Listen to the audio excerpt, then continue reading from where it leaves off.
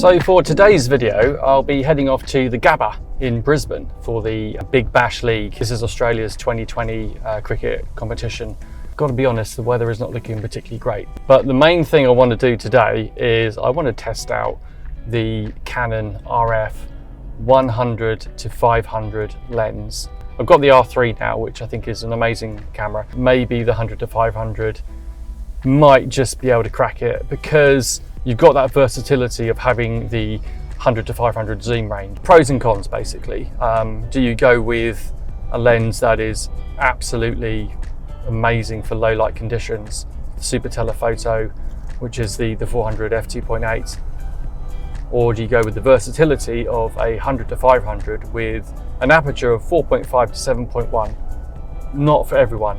Paired with the R3, I think that camera has superb low light capabilities. When you're playing in conditions that are probably going to be floodlit for most of the game, you're going to need to have fairly extreme ISO levels, which I'm more than prepared to do with the new Canon R series cameras, especially the R3. I've got the R5 with me as well, and with the R5 I've got the 15-35. So I'm only going with two lenses today. Normally I would have a little bit more than that, but I think two lenses, keep it simple, go with a super wide angle 15-35 and the versatility of the 100-500.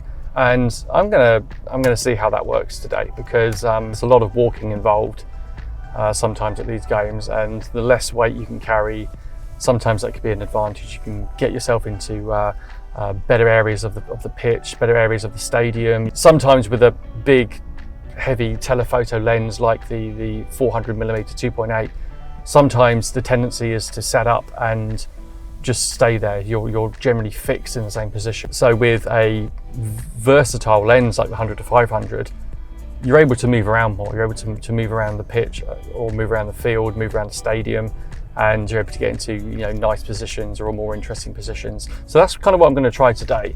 And then I've got the 15-35, but predominantly going with the R3 and the RF100-500 lens. I've got mixed feelings about it, but I'm generally quite positive that this lens will perform as it should do. Parked up en route to the Gabba.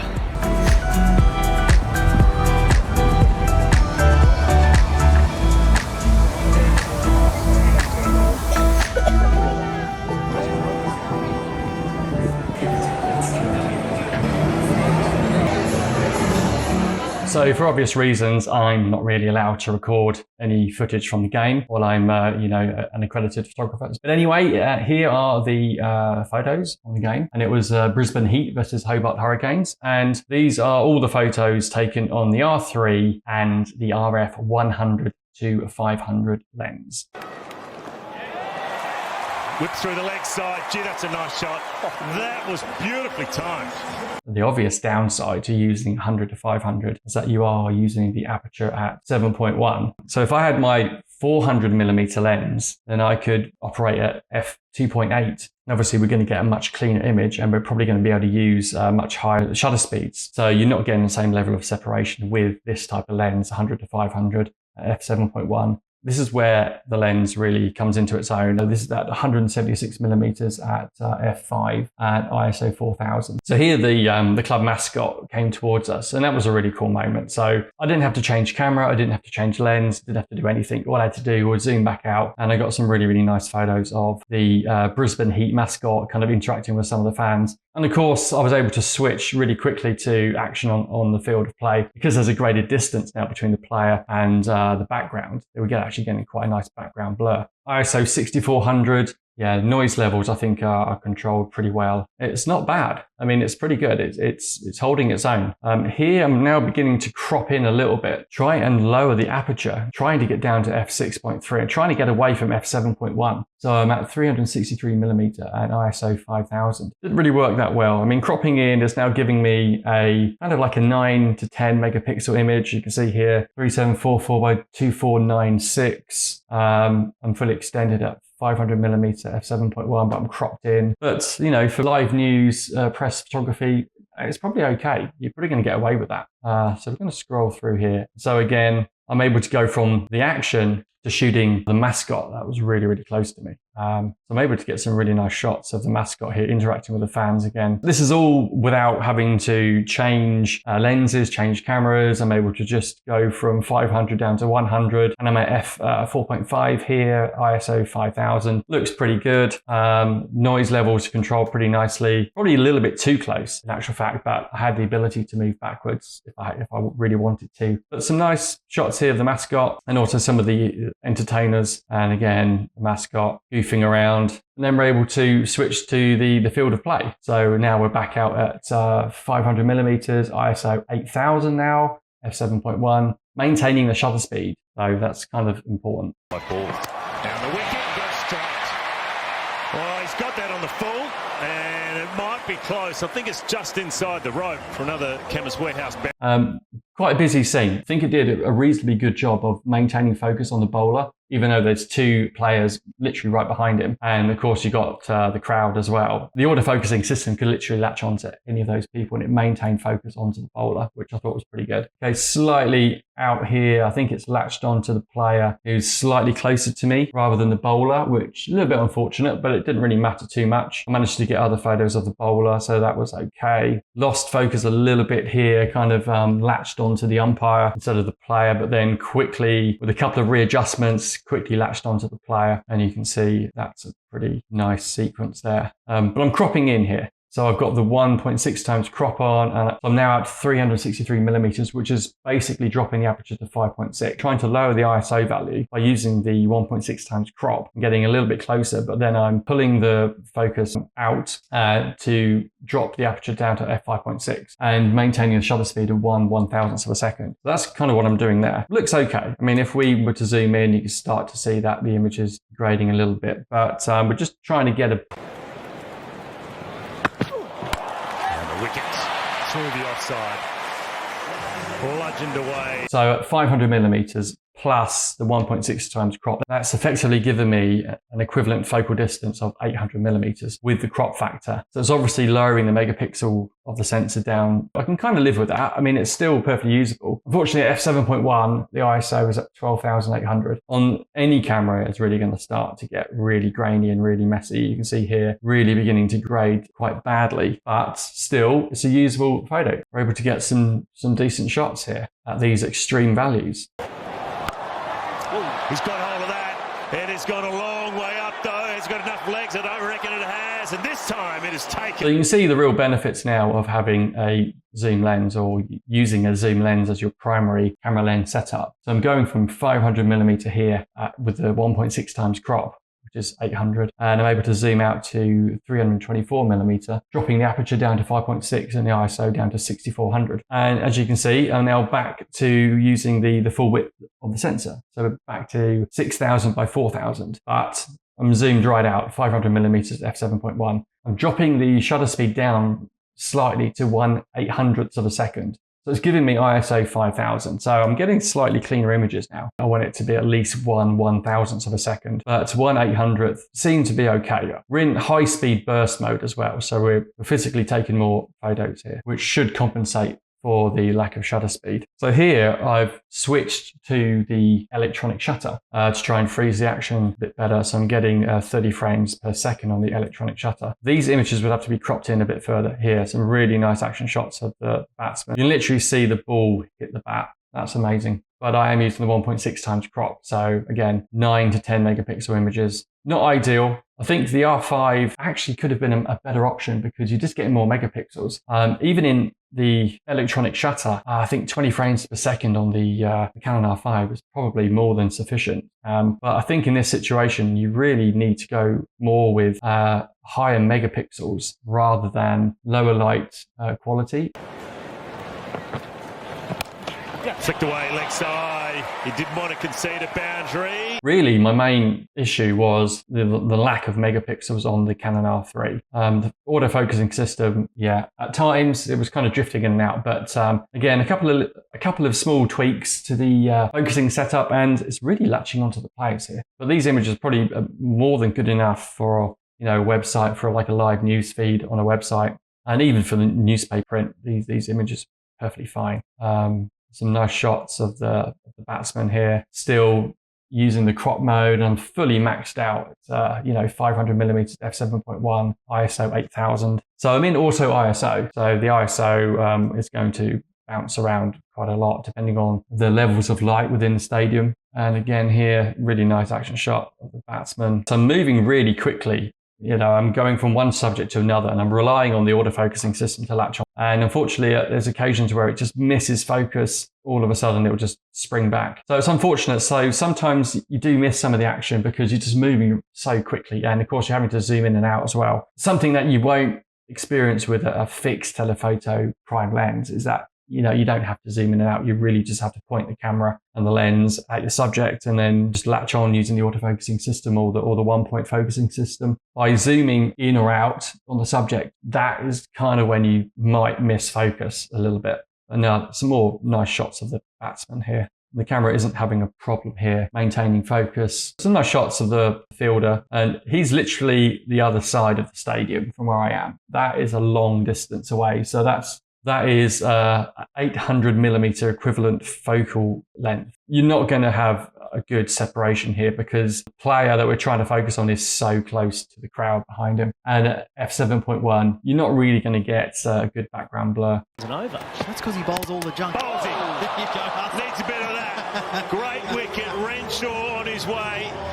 The shot that every photographer wants to get, the ball striking the wickets, 30 frames per second. Burst mode in the electronic shutter. Look at that. I mean, it's absolutely frozen the action here superbly well. So we're pretty much maxed out again. So we're in the crop mode, 1.6 times crop. We're at 500mm, giving me 800mm equivalent focal distance, f7.1, 1/1000 of a second. Very pleased with that. Would have liked it maybe slightly higher megapixel because the R3 is only 24 megapixels and would ideally have liked to keep it at sort of 15 to 20, but we're down to sort of 9 to 10 megapixels here. The benefit of having the 100 to 500 zoom range is that we can go from the field of play pretty much to the other side of the stadium in the crop mode, 1.6 times crop and 500mm, so 800mm all the way back to the fans pretty much sitting right in front of me. Not the greatest shots in the world, but just to demonstrate the change in focal range to go from the other side of the field to going, literally a few meters in front of me. And one of the benefits of using a 100 to 500 or 100 to 400 zoom lens. So then we're back to the action on the field. Again, I'm just cropping in because I'm so far away from the action. So I kind of have to use the crop mode for the majority of this match. I probably should have switched to the R5, but I really wanted to stick with the R3 because I felt like it was a bit of a test for it. So I was happy to stay with the R3, even though I'm getting much lower megapixels. But I think it's doing a pretty good job. I mean, again, a great example of being able to go from field of play, quickly focusing on something that's right in front of me, that kind of zoom range without having to change cameras, without having to change lenses. And sometimes you just don't really have time just to pick up a different camera. So I'm able to get nice shots of the crowd to the side of me. So you can see here, I'm actually focused on the batsman rather than the bowler. So you can see the bowler is slightly out of focus. So even at f6.3, we're getting a pretty good depth of field, actually. Change of pace high into the deep. Can they hold their catches? They can. I've kind of ditched the crop mode. I'm going back to the full width of the sensor. We're obviously zoomed right out to 500mm f7.1. Still using the 30 frames per second burst mode, and that is giving me some really nice shots here. The batsman with the bowler just slightly out of focus just in front of him. This is the bowler catching the ball. I just didn't really feel like I could zoom in at this stage. I mean, I could see where the ball was going and I could see that the fielder was about to catch the ball, but I think if I had tried to zoom in at this point, I probably would have lost focus. So I just kind of maintained sort of 123mm focal range. I was at f4.5. But I think I can crop in slightly to this. But for me, it was more about just maintaining the focus that I had and just capturing the action. Up in the air, has he got enough on it? Mid-on should take it. Tim Dave just scoops it off the grass. Beautifully, got his fingers underneath it. 2 catches for him. All the way down to 145mm f4.5, maintaining the shutter speed. The ISO values I'm not too worried about. But anyway, we managed to get David catching the ball in air. So if I was using the 400 prime lens, probably wouldn't have got that shot because the action was moving so fast. Probably wouldn't have had time to even change cameras and to recompose and refocus and everything like that. So just by having the 100-400, I was able to capture all this action, even though I'm getting much higher ISO values than I would be using an f2.8 lens. Again, some zoomed out now to 238mm. I'm at f5, not too bad, but I'm at ISO 4000, so still getting a reasonably clean photo here, I think. I mean, it's pretty good. Because I'm moving around the stadium, I was constantly finding, different areas to photograph, which meant I was a little bit further away from play. But that's the whole reason why I took the 100-500 in the first place, and just to try and find interesting areas to photograph. So again, another huge benefit of the 100-500 is being able to use that focal range, capture, the fans, the mascots, the field of play, shots of the crowd without really having to change cameras and lenses. Up in the air, hasn't got enough on it. McDermott, and taken. Well, Michael needs to take some nice catch. So one of the Brisbane players taking a catch wasn't quite up with play, kind of missed the batsman there, but caught the celebrations at the end. So at least I got something. As you can see here, I'm a little bit higher up in the stand. So when you do that, it kind of takes away from that sort of eye level. It feels like you're really, immersed into the game when you're at eye level. So when you're a little bit higher up, it just feels like it's more of a spectator shot, which so that's a little bit less impactful. But I managed to get some really nice shots of the players celebrating. So I'm zoomed out here to 100mm f4.5. So that's one of the benefits of having this lens. Good shot into the deep. Oh, good shot, good effort too. Nearly got coat hanging. A little bit higher up here in the stand. Not the greatest position to capture the action, but pleased I did because I caught this sequence here of the fielder trying to stop the ball. So even at 1/1000th of a second, I'm fully zoomed out at 500mm f7.1. ISO 8000, it's not too bad, but a really nice action sequence of the player trying to stop the boundary. Unfortunately, he didn't make it. But a really good sequence to capture there using the R3 in the 30 frames per second. So more action shots of the batsman. I think I changed position here again. I managed to get a little bit lower down, almost like eye height with the players, which is much better for sports and action photography to get down as low as possible. So yeah, pretty much at eye height now with the players.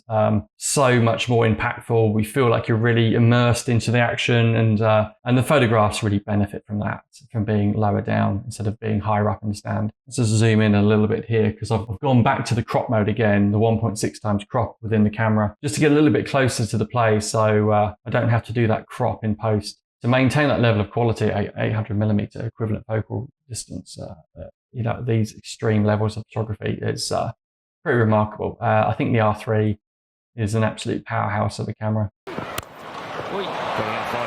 Got enough on it, and just a boundary, so that'll help 4. This is the Brisbane bowler coming in for his delivery. As you can see, the focusing really managed to maintain focus throughout that entire sequence. Pretty pleased with that, I have to say. And then some really nice shots here of the batsman as well. Kind of losing focus a little bit towards the end, but it's not something that's going to bother me too much. High on the bat, this should be the wicket, it should be taken. It's a really versatile lens. You're able to move around the field really, really quickly, go from the batsman to be able to go right to the back of the field to capture the fielder catching that shot. Would have been very difficult to have done that with, I think, a telephoto prime lens. To be able to get that close, well, you just wouldn't be able to get that close. We're talking about extreme focal lengths here. Straight up in the air, that hard length. He's called them out, and a good catch. So more nice shots here of the batsman. Losing focus a little bit every now and again, but it's something that's not really going to bother me too much. 30 frames per second, you're probably almost always going to get a shot that's going to be in focus. Another great example of going from the batsman at 363mm at using the 1.6 times crop, and then refocusing and zooming in to the fielder who's about to catch the ball. So you can see here, I was just losing focus because I was zooming in to the fielder as he was about to catch the ball. But it's not all that bad, because as the fielder caught the ball, you can see he's kind of going in and out of focus a little bit. He's in focus, then he's out of focus. But I managed to get crowd behind him kind of cheering. Ended up being quite a decent shot, even though focusing was just kind of in and out here. So 1 minute's in focus on the player, next minute just lost focus for whatever reason. But at least I've captured the crowd behind him cheering, which, he kind of made up for it. Chowdhury. Oh, it's up in the air. It won't make the boundary sound big.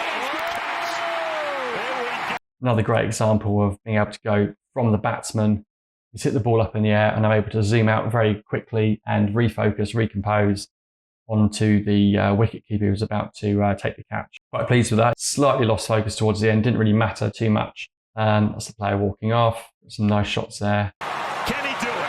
Here it is. Full toss. One. Got to go to the keeper. And it's all over. All over. Can you believe it? I think this is like the last over of play. So I was kind of fixed onto the batsman to try and get a shot of the wicket being hit by the ball.